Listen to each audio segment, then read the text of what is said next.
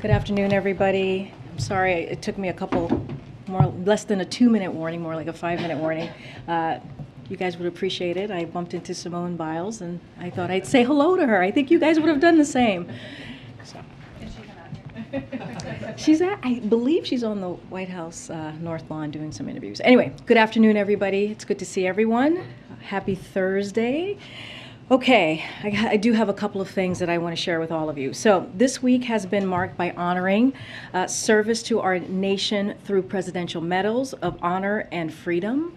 And I think some of you may have been in the room on Tuesday and today. I don't think there was a dry eye in the room. It was just such a beautiful, impactful, powerful moment. But on Tuesday, just to recap just a little bit, on Tuesday, the president bestowed our nation's highest military honor to 4 Vietnam veterans, recognition that was very, very long overdue.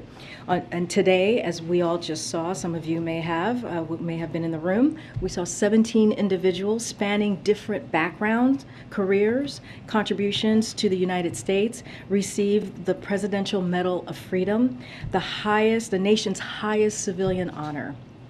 President Biden has long said that America can be defined by one word, and that is possibilities. These Americans demonstrate the power of possibilities and embody the soul of the nation, hard work, perseverance, and faith.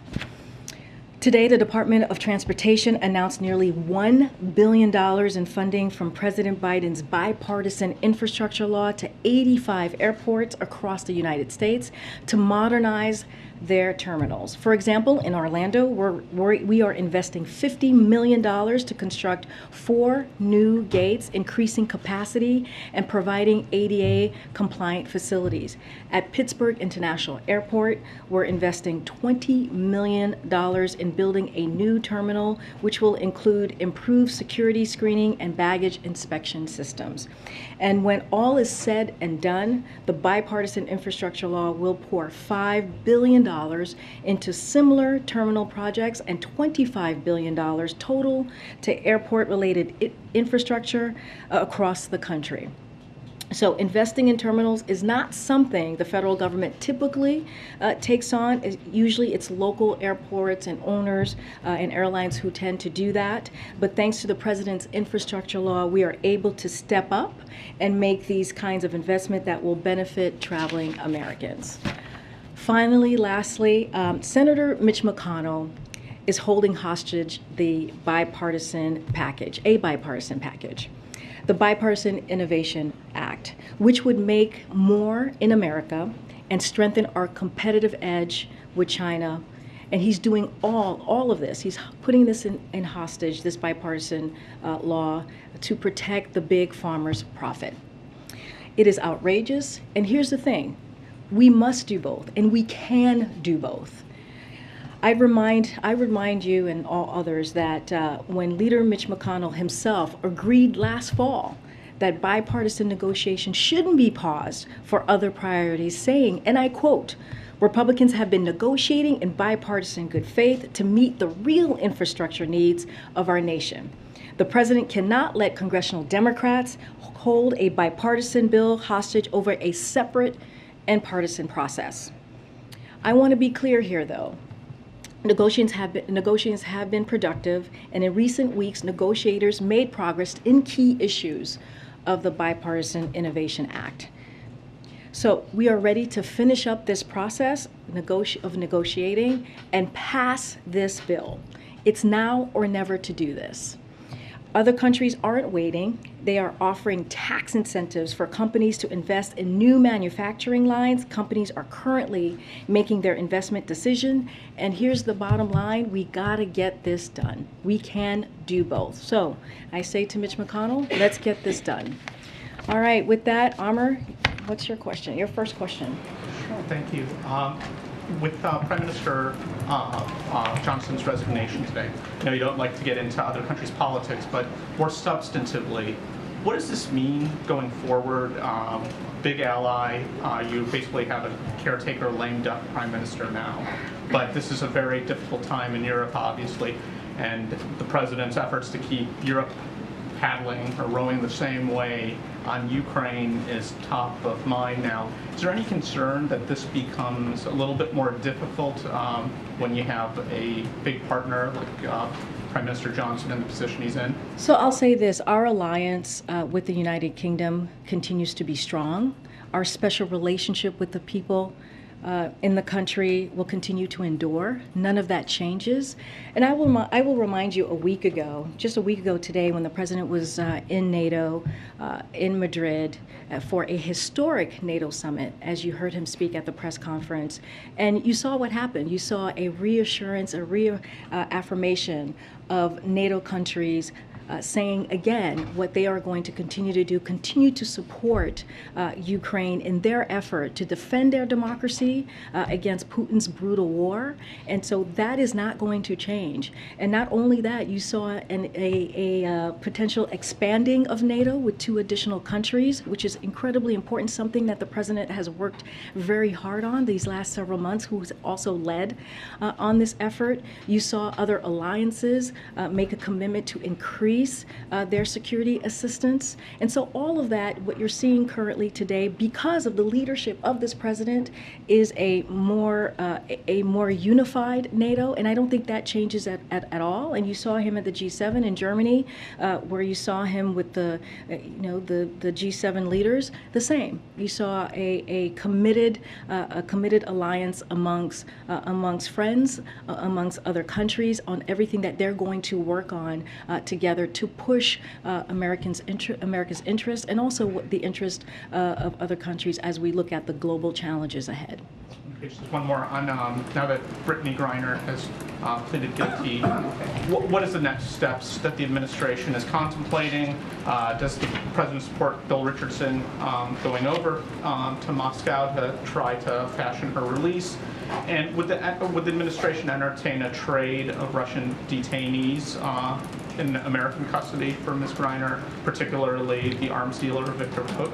So just to be clear, so I've said this before, but I want to state it again. We believe that the Russian Federation is has wrongfully detained Brittany Griner, and she is in intolerable circumstances right now. And we are going to do everything that we can. The president has this top of mind to make sure that we get Brittany home safely, and also Paul Whelan. That is an important priority of the president, and we've been clear from day one when it comes to U.S. nationals who are being held abroad, who are being held wrongfully, detained wrongfully, who are being held hostage. We are going to do everything that we can, use every means that we have to bring them home. I'm not going to negotiate from here. I'm not going to lay out exactly the steps that we're going to take, as you can imagine why. We want to make sure that we do this safely. As you know, the president wrote a letter to Brittany Griner. He spoke to her wife yesterday. And so Secretary Blinken, just on the letter, because I know people were asking me, I think people saw this already, the letter was delivered to her. He tweeted, U.S. Embassy in Moscow officials again attended Brittany Griner's trial today and delivered to her a letter from President Biden. We will not relent until Brittany, Paul Whelan, and all other wrongfully detained Americans are reunited with their loved ones, and that is the focus of the Secretary of State. That's the focus of the President's national security team, and his focus as well. Karine, follow on that, please. Karine. I didn't. Oh, it was April. I'll come back to you, April. On that note, Paul Whelan's family says that they have not heard directly from President Biden. Does the president have plans to call the Whelan family as well? So I don't have a call right now to announce or to preview for you today. Look, we can't even be given to imagine what his family is going through. I know these are devastating times for them, and they have been working very hard to get their brother home. I'm talking about Elizabeth Whelan and her brother and his brother David Whelan. I'll list out a couple of things that we have done as far as communicating with the family, which I think is very important to share. So yesterday, White House staff joined the special presidential envoy for hostage affairs on a call with Elizabeth Whelan, and Secretary Blinken and National Security Advisor Sullivan have also called her to offer support and reaffirm reaffirm the president's commitment to bringing Paul home. The SPIHA office has a bi-weekly phone call with Elizabeth Whelan to provide updates and pass information on progress in securing Paul's release and to secure he is well supported while he remains in prison. Department of State representatives in D.C. and at Embassy Moscow have regular phone calls with Paul Whelan. Consular officials last visited him on June 17th, so just a few weeks ago, and they hold regular calls with the Whelan family on the case to address any concerns that the family or Paul have raised regarding his treatment. Again, this is a situation, these cases, the president is getting regularly updated. This is a top of mind. I don't have a call to preview for you, but we have been in regular contact with his family. And then just quickly, Griner's guilty plea, what kind of impact does this have on the negotiations to try to bring her home? It will have no impact on any of the negotiations. The president, the national security team, the State Department, the special envoy that I just spoke about, we're going to do everything that we can to bring home Brittany Griner safely and to also make sure that we bring Paul Whelan back home as well. Thanks, Karine. Can you share any more about what the president conveyed in his letter to Brittany Griner? So the president, as you know, was deeply moved. As you can imagine, I know some of you read her letter as well, was deeply moved by her handwritten note. He wanted her to know and to reassure her that he is doing everything that he can to bring her home. In her letter, she talked about what July 4th means for her this year and what freedom means for her this year. And that is touching. And so again, he is going to do everything that he can to make sure she gets home safely. This is top of mind. And he had a very, I would say, a very deep, and he sees it as an important conversation with her wife as well yesterday. And then just to follow up on some of the reaction from Paul Whelan's family, some of the members of his family are asking sort of what does it take for their family to get a call with the president. We saw Trevor Reed's family protest outside the White House. They had a meeting with the president. We saw the family of Brittany Griner criticize the Biden administration, saying that they may not be doing enough when it comes to her case, and then get a phone call with the president. How can this administration assure the Whelan family that their pleas are being heard and taken seriously? So look, I just laid out all of the things, all of the conversations that we have been having with the Whelan family. Look, again, I cannot imagine what they're going through right now. We understand this is a very tough moment in time, and it has been, especially for him, for these past several years. But we want to assure them, the Whelans and the Griner family, and all other U.S. nationals, families who are U.S. nationals who are being detained, wrongfully detained or held hostage abroad, that this president is doing everything that he can to make sure that they come home safely. We're going to use every means that we have. Clearly, we cannot negotiate in public. That is not something that we're going to do, but we are committed to making sure they all get home safely. Thank you. Just a quick follow-up on Boris Johnson. Has the president had a chance to speak to him since he announced his decision? I don't have a call to read out for you. As I mentioned just moments ago, he saw Boris Johnson in Madrid at NATO most recently, and also at the G7 in Germany. And I think you guys were all there. They had a pretty friendly and close interaction, and they have reaffirmed their commitment to agenda that matters to both the United Kingdom and to the United States, and we believe our alliance with the United Kingdom will continue to be strong. Does he plan to speak to him, Karine? I don't have anything to preview for you at this time. And a quick question on Roe. We did see the president meet a bunch of governors earlier this week, and if you can talk a little bit about sort of the events, including meetings or speeches that the president is planning, to give or attend or be a part of in the coming days that involve him talking about reproductive rights. So I'll say this: the president president is not done speaking on how he's going to continue to fight for women's freedoms and women's rights, especially after this extreme decision that we saw come down on Roe by the Supreme Court. He is committed to this. I'm not going to get ahead of this president. I could assure you, you will hear more from him. I'm just not going to give a timeline from here. But look, here's the thing. The president has been very clear. He's going to do everything that he can, that he has the legal authority to do from here from the executive side.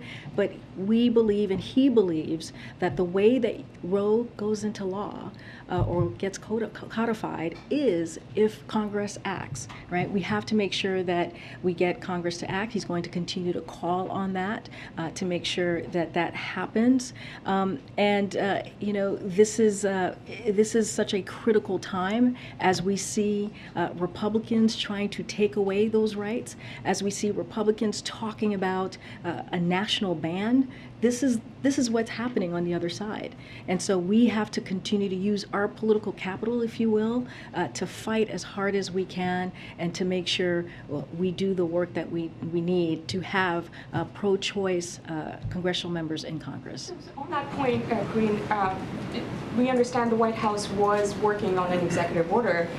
Is that still happening? Is the White House continuing to work on an executive order, or has the White House dropped that plan? Look, I'll say this. The president is going to do everything in his legal authority to continue to fight for freedom and for rights, women's rights in particular, as we're speaking about Roe. And I don't want to get ahead of him, but I assure you, you will hear from him in a short order.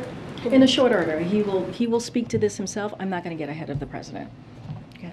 Thanks, Karine. To what extent has Brittany Griner's public profile and kind of the posture and push around her shifted the administration's strategy as it pertains to her case specifically? I will say this, Phil. We've been working on this for months. We've been working with her and having conversations with her family and the people who love her for some time. Secretary Blinken, I have mentioned his regular contact with the family and friends. National Security Advisor Sullivan most recently spoke to the family twice in the past, I would say, 10 days. This has been a top of mind for the national security team, for the State Department, and again, not just Brittany Griner, which is top of mind for him. Clearly, he just wrote her a letter and spoke to his wife yesterday, but for all U.S. nationals that are being held abroad, detained, wrongfully detained and held hostage. This is something that this administration has been working on since last year to make sure that we do everything that we can to bring folks home. On a different topic, oil prices have dropped pretty significantly. At the pump have started to fall as well. Do you believe that the drop is durable? Do you believe that this is sustainable, that we've turned a corner, or should Americans expect that it might pop back up again? So what we believe is the lower gas prices that we're seeing, the prices starting to come down is a good thing, right? It's a cool down, if you will. But we believe that more work still remains and that we need to do more work. The president believes that. Part of that is retailers need to pass on their lower costs to consumers. Wholesale gas prices are down by $1 per gallon. You've heard me talk about this over the past month, but retail gas prices have only come down by about 20 cents over the same period. So more work needs to be done. You know, I've heard this phrase, we can't sit on our laurels, if you will. We got to continue to do the work. And one of the things that the president will continue to call on is this gas holiday tax, this 90-day suspension on the federal gas tax, which we think is an easy thing to do. There are pieces of legislation right now in the House, in Congress, that can be easily picked up and passed. And so that's what the president is calling for Congress to do. We think it will have an important effect on American families and give them that little bit of breathing room that you hear the president talk about. One more quick one. There seems to be a view on Capitol Hill that August is the deadline for the reconciliation package. Does the president view the month of July as the be-all, end-all as it pertains to that? Well, look, I'm not going to go into negotiations or negotiate from public, as you hear us say often. What I will say is that independent economists have shown that this would fight inflation, as we're talking about high gas prices, as we're talking about inflation for the long haul, and protect Americans' finances in the short term. So we think this is something that is going to help Americans, American families, and we're going to continue to have the negotiations. We're going to continue to have the conversations to make sure we deliver for the American public. From here. I'm not going to negotiate from here. I'm not going to give a deadline from here. Go ahead, Michael. If I could ask about two administration officials. First of all, given the revelations that my colleagues wrote about regarding the actions of the IRS over the last several years, does the president retain the confidence? Does the IRS commissioner have the president's confidence? So I'll say this: we don't comment on enforcement actions taken by the IRS. So just the first thing. I know. I just want to, since you gave me the opportunity, Michael, I want to take it. So any questions on that, I would refer you to the IRS. That's for anyone who has any questions on that. As you know, the IRS commissioner, his term is up in November, but I don't have any updates on that. Can't speak to anything more. Besides, we would refer you to the IRS on that specific thing. And he is going to be up in November, so I will leave it there. But between now and November, the president still is confident that he's able to fairly and without bias, do the things that the IRS does objectively. Look, again, I'm going to say that he is up in November. He is a commissioner. He is a commissioner of the IRS, part of the administration. So I'm just going to leave it at that. And then on the director of the Secret Service, who just announced resignation today. Obviously, the Secret Service has been in the news of late, given some of the testimony in front of the January 6th committee as well.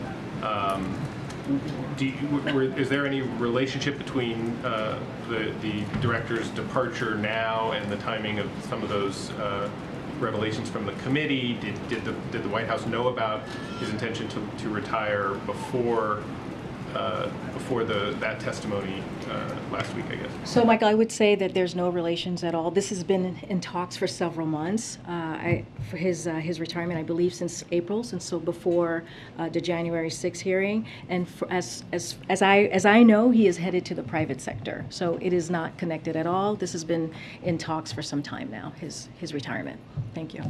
Actually, I'm going to go. I know April. I said I was going to come to you on. I think Brittany Griner, was that your? Yes, okay. and something else. Yes. Okay.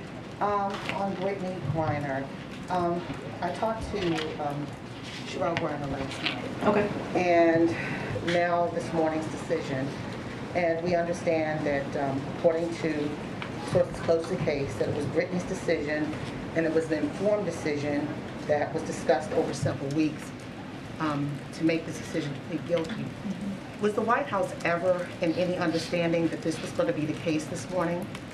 So, I cannot speak about her case in public. I cannot speak about the process of her decision. That is something that she should speak to, which sounds like she has spoken to you about that. But we from associated with the case, but she talked about got it. wanting to watch Understood. But we cannot do that from here. It is a personal matter. It is a legal matter that we cannot speak to from here or the podium. I will say that. I think I was just asked about if this verdict, her verdict, will change anything that we're doing. It will not.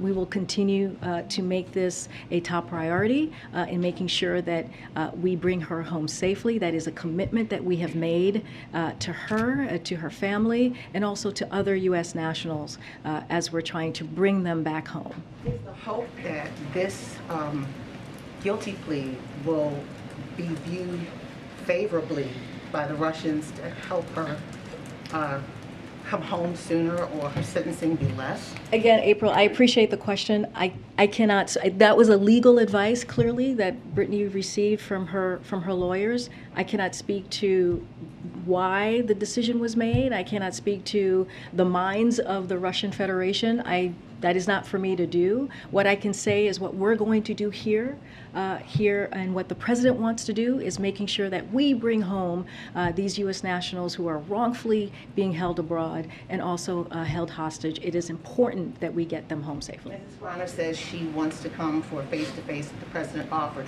Any dates yet? I don't have anything to preview for you at this time. And two other questions on two other subjects really fast. As you talked about, and as we're still reeling and trying to figure out still what happens after Roe v. Wade in states, etc., after the overturn of Roe v. Wade, in October, a case is supposed to be before the Supreme Court on affirmative action when it comes to education admittance on race. And there is a thought that it could be overturned with the way this court has been overturning long-standing action cases. What is the White House's thought on this, and is there a plan? Are you preparing for this, as many law organizations are preparing amicus briefs, friend of court briefs, in favor of keeping these racial admittance procedures? So, April, the president has been very clear about these extreme decisions that the Supreme Court has been making, not just on Roe, but EPA and others, decisions that have come down most recently. This is another one that you're talking about in October. Look, the president has been also clear is that we have to take action. Americans have to make sure that they take their voices to the ballot box. That is the way that we are going to be able to fight back in a way that's effective, in a way that's going to make a difference. We have Republicans who are doing extremes. The president calls them ultra MAGA. They are part of the ultra MAGA wing, who are trying to take away the rights of the American people. That's what they're trying to do. And so we have to do everything that we can. American public has to do everything that they can to make sure that their voices are heard at the ballot box, and that's what the president's going to continue to speak to, and that's what the president is asking for people to do. And last question on the Secret Service director. Is equity and inclusion still a part of the president's hiring practices when he looks at that spot? Because you have never had a black man or someone of another color, I guess, be the head of that organization. So I'm not going to get ahead of the process, but as you know, this is a president that prides on making sure that we have equity, that we have inclusion. You see that up and down his administration. He wants to make sure that we have an administration that looks like America, and so that is a priority for him. I cannot speak to that particular potential vacancy. That is something that a decision has not been made, and so I'm not going to get ahead of the president on that. Okay. Go ahead, Tam. Yeah, thank you. Back when the president did sort of the small signing ceremony for the gun legislation, he said that he was going to do a bigger ceremony later. Is that still in the books? And can you give any sort of a preview of his message? A lot has happened since he signed that bill, and outside advocates are pushing him to go even further. Yeah. And he wants to go further. I mean, he has said that. He has been very clear on saying that as much as he welcomed the bipartisan gun reform legislation that he signed into law right before he left for Europe, he had said, we need to do more. He has been very clear on that. You got to remember, this is a president that led on the effort of making sure on banning assault weapons back in 1994, which sunset 10 years later. It was a priority for him then, and it continues to be a priority for him now. If you think about what we have seen over the last several weeks, you think about Buffalo, you think about Uvalde, you think about Highland Park, you think about the same story that they have over and over again, which is a weapon of war being unleashed on in our communities, and how and it's not just those communities. You think about Parkland, you think about Orlando, Las Vegas, Sandy Hook. It's assault rifles, and so and you think about what it's done to families and communities. These are assault rifles that, that bodies are too mutilated for families to even recognize, that they have to do a DNA test, That should not be happening in our streets. It should not be happening in our streets. So the president believes that we need to ban assault weapons. This is something that he has talked about again for years. This is something that he wants to see happen. And so that's what he's going to continue to call on. On your first question, on if we're going to have an event, yes, we will have an event. You will hear from us soon on when that will be. But yes, he is. That is going to happen at some point. Yeah. And yesterday, he, in his remarks in Ohio, it sounded like a midterm message, just a little bit. It was fun. It was fun. It was great. It was great to see. Are we going to see more of that? What is your sense of how much travel will be ramping up for the president? I don't. Yeah, we don't have anything to preview at this time. But look, this is something that the president. You heard him say this himself. He wants to get out there. He, you see him out there with the American people, and it is a lively time. It is definitely an exciting time to see him, and they get excited, and he's able to push his message or talk about his message, his platform directly to the American people.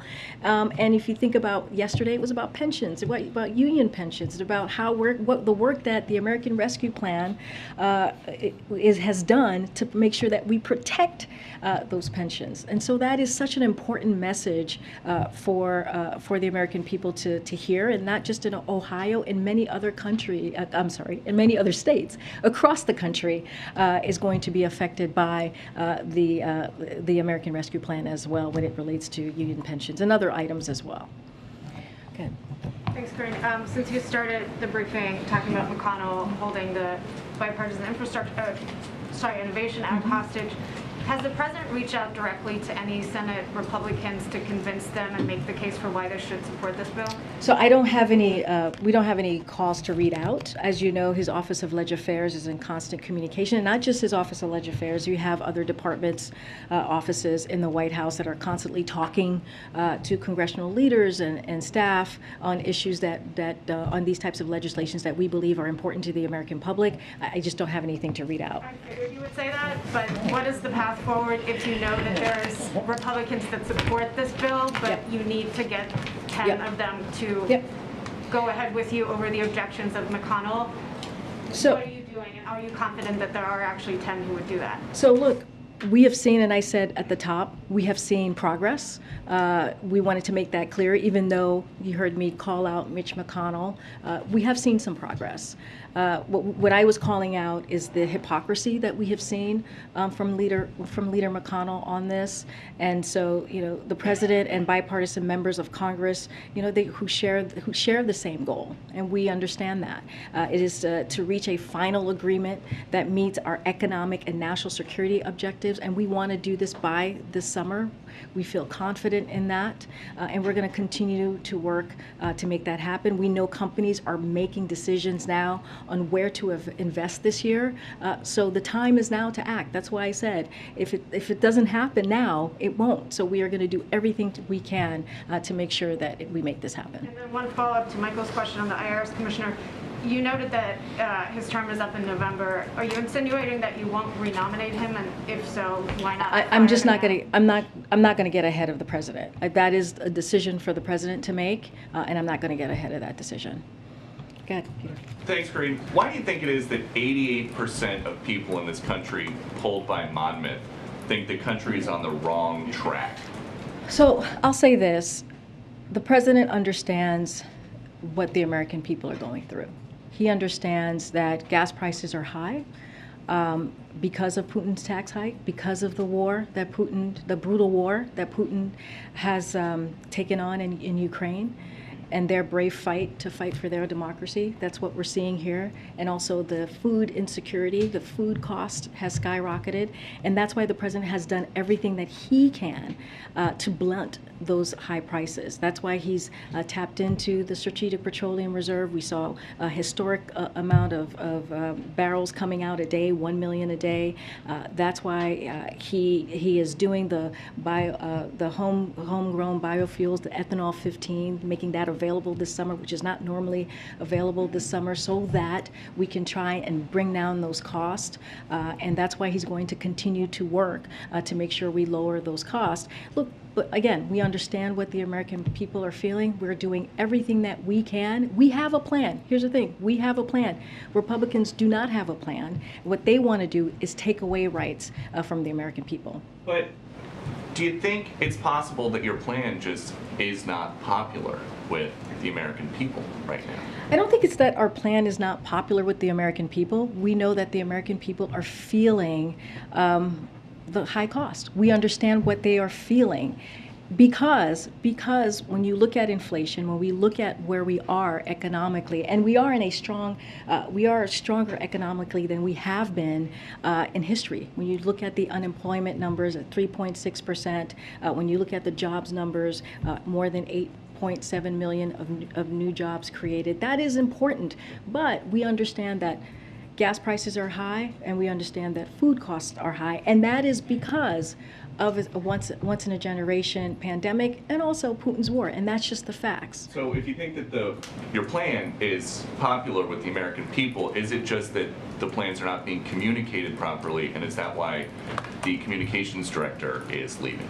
Oh, that's where you were going with this question. No, that's very slick there of you, Peter. Well, why is she really leaving? I mean, well, she said why she is leaving. Look, let me just say something. Wait, no. You're asking me. That at a time that a historic number of people think the country's on the wrong track, somebody who's been a part of Biden world for as long as just about anybody here says that she is leaving. Well, first let me just say, I explained that we understand what the American public is feeling. The president is doing everything in his power to lower costs, to blunt gas prices, as he has been doing, and Then we why make a change? we have done that. So I just want to speak about Kate for a second, because I think this is really important. I've known Kate since 2007. She is a friend and she is a colleague. She is exceptionally talented, and she will be greatly missed. Her smart skills and hard work helped get the president elected and has helped us accomplish so much since we've been here. And like I said, on a personal note, she's a good friend and a colleague, and we are going to miss her. Now, you're asking me her leaving, and what does that mean, right, to the administration? Look, I don't think her leaving will have effect on what we're trying to do, because look, she leaves behind a talented team in communications department, and the president will name a new communications director. There's nothing new here. These things happen, and I do want to call out a data by Brookings showing that turnover in this administration is below the historical average going back to Reagan. So what we're seeing here is not unusual. What we're seeing here is normal, and what we're going to continue to do is we're going to communicate with the American people in a truthful way, and we're going to do that every day. Okay, and just a different topic. The largest labor union in the country, the National Education Association, had been proposing a resolution for future contracts to replace the word mother with birthing parent. What does the president think about proposals like that one? So we're not the NEA, and I would refer you to their team about that particular. The vice president just spoke at that conference, though. The first lady's a teacher. Yeah, the president says he's the she's most a member pro-labor president ever. Does absolutely. he support proposals like that one? Does he think that is an important priority for? And the First Lady is a proud member of the NEA. I am not going to speak about an organization's policy or change of policy. I am not their spokesperson, not something that I'm going to do. Yes, the Vice President was there on Tuesday. She spoke at NEA. And when they did regular order, when they did their regular business, she left. So she was also not part of that discussion. Look, this is a policy change. That is not something that I can speak to. I refer you to NEA. Go ahead. Thank you. So I have a question on the federal district judge appointment in Kentucky. So earlier today, Governor Andy Beshear said that it's been plenty of time for the administration to tell his office whether the White House is rescinding the appointment of Chad Meredith. I guess what's your reaction to that, and why haven't you rescinded that appointment yet? I believe your colleague asked me this question last week, or gosh, not even last week, a couple days ago. Every day feels like long days. But look, and I said this On Tuesday, and I'll say this to you, which is like, we do not comment on vacancies. This is a vacancy. It's not something that we're going to comment on. We don't comment on executive branch or judicial vacancy. We have not made a nomination yet, and so one of the things that we are very proud of, which you hear us talk about, is that we have more federal judges. We have done more federal judges during this administration than any of the last 3 presidency. It includes making sure that we do history making first to help our judiciary represent the diversity of America, and we're going to continue to do that. I'm not going to speak to an open vacancy. Go ahead. Great, thanks, Karine. The Veterans Affairs currently doesn't offer any abortion services in any exceptions, but VA Secretary McDonough has told Congress, he told them in April, that the VA has statutory authority to provide abortion services, that the law permits it. So does the President agree with the VA Secretary that the department can take this action? So the administration and the VA are committed to providing health care to veterans, and the VA continues to offer reproductive health care services to their veterans as well. As you note, current regulation doesn't allow for the VA to provide abortions. We're going to continue to review, we're going to continue to explore every possible option to protect women's rights and access to reproductive health. So again, we're going to continue to review. I don't have anything at this time. Based on regulation, though, I mean, is the President considering at all any kind of executive action to direct the VA, given that it's regulation? So I don't have anything specifically on the VA. We have talked about the President reviewing executive actions. I'm not going to get ahead of what those actions are going to be. But like I said, we're going to continue to review and look at our options here. And the President's going to continue. He did use his executive authority when the decision came down, within hours of the decision that came down, the Roe being struck down. And so those authorities, we believed, were impactful for the moment when you're talking about providing safe medication, FDA-approved medication, so women can make decisions on their health care. Medication, which is what majority of women use when they are looking to make that decision on an abortion, which is a very personal decision. And also women who have to travel as well, making sure that DOJ protect their rights. And we think that those are incredibly impactful, incredibly important, and like I said, the President's going to continue to look at all his options. Let me come back up here. Okay. Karine, you've mentioned a few times in this briefing the importance of electing candidates that are supportive of access to abortion. I'm wondering if the President feels that that is the Democrats' best path forward at this point in getting some sort of legislation passed that would legalize abortion access, that it really is up to what happens this November and nothing can really get done before then. Well, I can't speak to any political election process and what strategy we're taking. What I can say is the President has been very clear. He is going to do everything that he can to protect freedoms and rights for women and the American people. As we know, the Supreme Court, as we saw what Clarence Thomas wrote, they're going to go further.